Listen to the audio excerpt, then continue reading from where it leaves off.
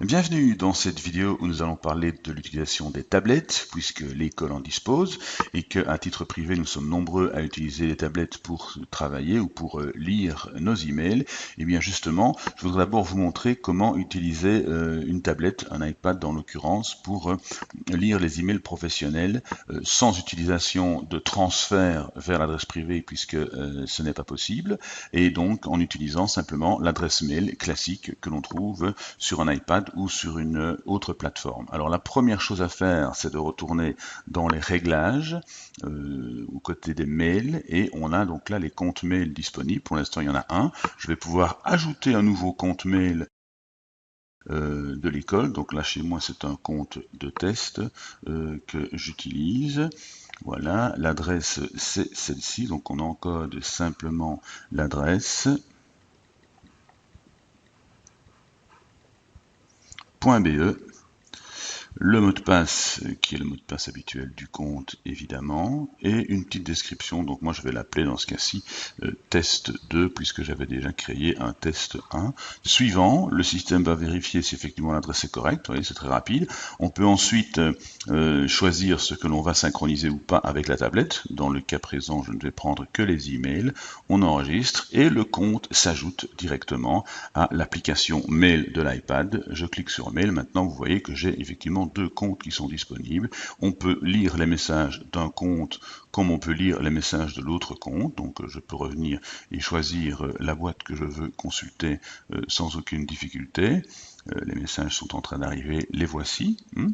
Et puis alors, on peut aussi simplement afficher toutes les boîtes. Ce qui fait que là, les messages apparaissent tous les uns à côté des autres. Et si d'aventure il y a un message avec des documents attachés, eh bien un clic sur les documents va ouvrir l'application nécessaire à l'utilisation de ces documents. Voilà.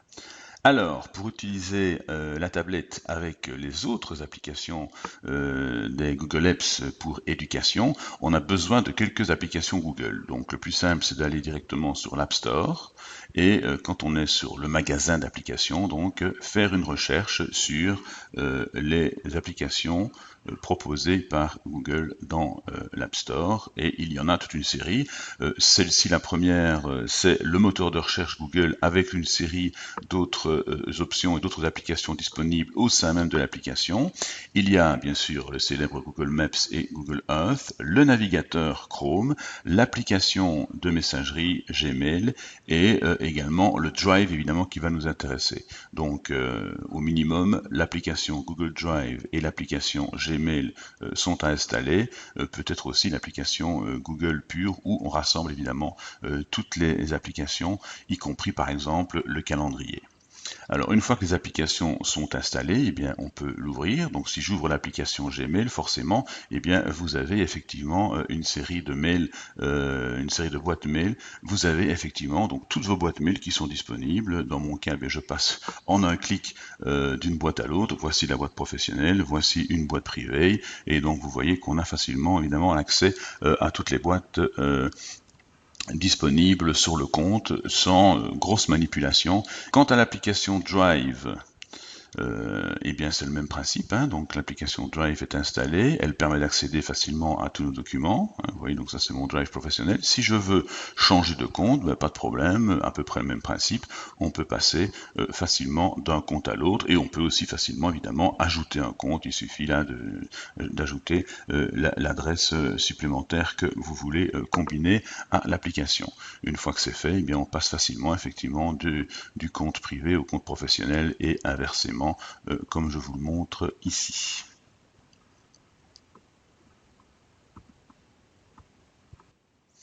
Quant à l'application Classroom, il n'existe pas d'application sur le magasin d'applications, sur l'App Store concernant Classroom. On utilise donc simplement le navigateur. Le navigateur par défaut d'un iPad, c'est Safari. Ça peut être aussi Google Chrome, évidemment. Et donc, on a plusieurs possibilités. Soit on va écrire directement l'adresse classroom.google.com ou on va par le site du collège en cliquant sur l'onglet Classroom qui vous envoie directement vers effectivement l'application Classroom.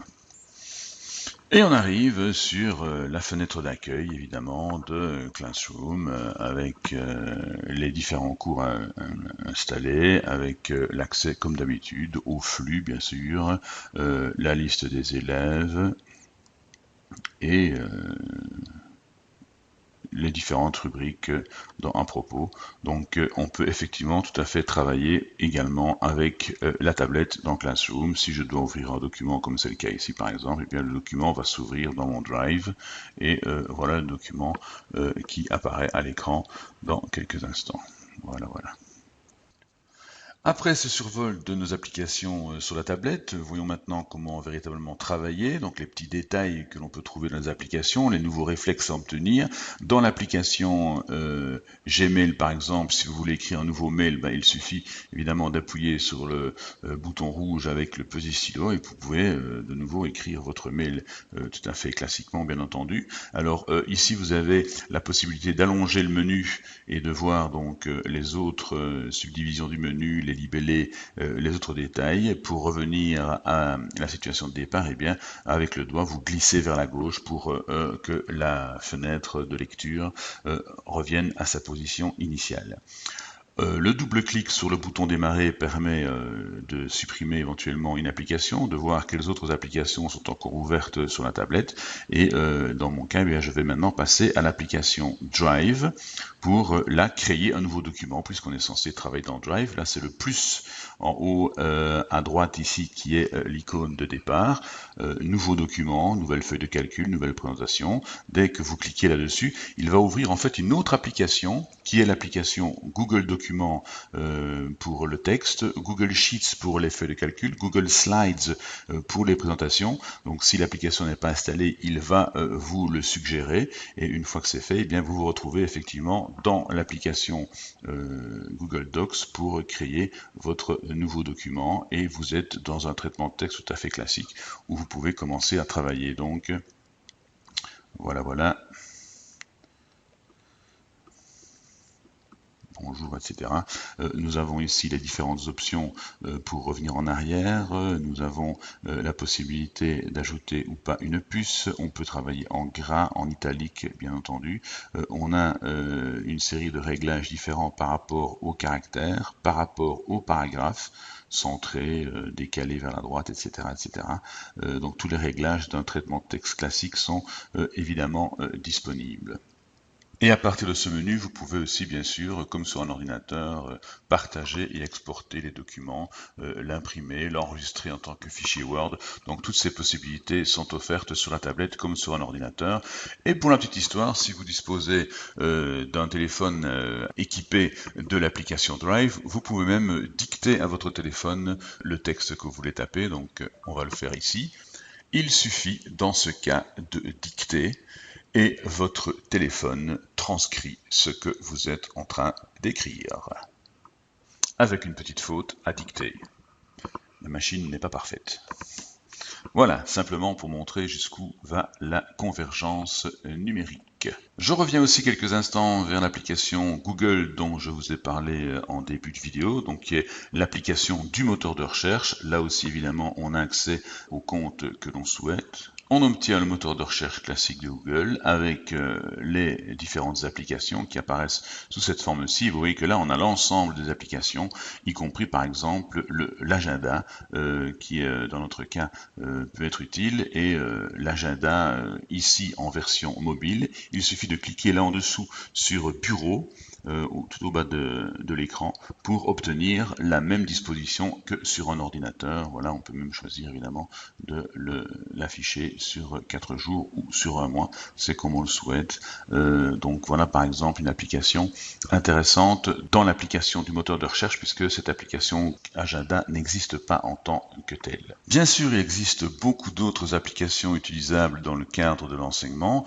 on pourra en reparler plus tard, notamment celle-ci par exemple qui permet de de faire des vidéos d'explications que l'on pourrait donner à l'écran. Donc voilà, si on a la possibilité d'utiliser un stylet, évidemment, on a une grande facilité à travailler avec ce genre d'outils. Ça pourrait être utile dans le cadre des vidéos à créer pour les cours, ou alors au niveau des notes par exemple, nous avons une autre application qui est tout à fait intéressante, qui s'appelle, comme vous le voyez, Notability, et là on a aussi une manière très agréable d'écrire sur une tablette. Donc application très intéressante, notamment en combinaison avec un tableau interactif, mais nous aurons l'occasion évidemment d'en reparler plus tard dans d'autres capsules. Merci.